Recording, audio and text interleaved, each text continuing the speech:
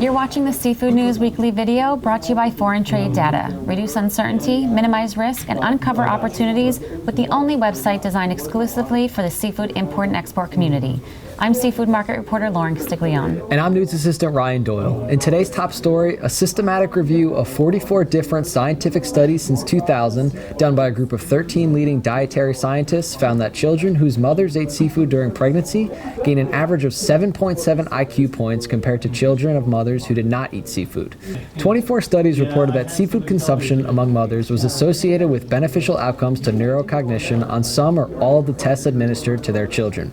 The beneficial outcomes appeared on tests administered as early as 3 days of age and as late as 17 years in age. It appears that seafood does in fact make you smarter. Thanks, Ryan. In other news, South Carolina Representative Joe Cunningham introduced the ClimateReady Fisheries Act of 2019 this week.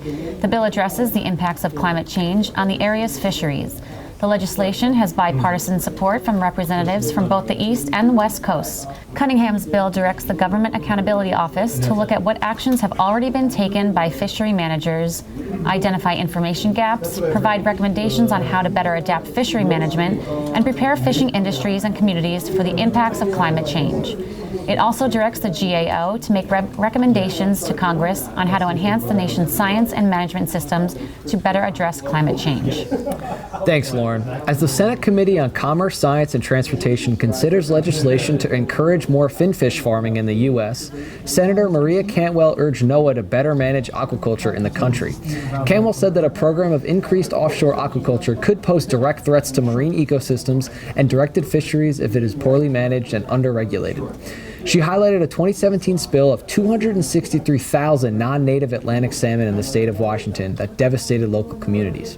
Cantwell did emphasize that aquaculture can work well, using Washington's $270 million shellfish aquaculture industry as a prime example of an aquaculture success story.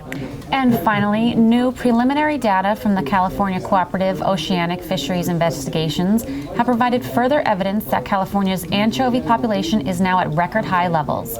The data comes amid renewed lawsuit by the environmental group Oceana that seeks to reduce the already very high limited amount of anchovy caught commercially in California.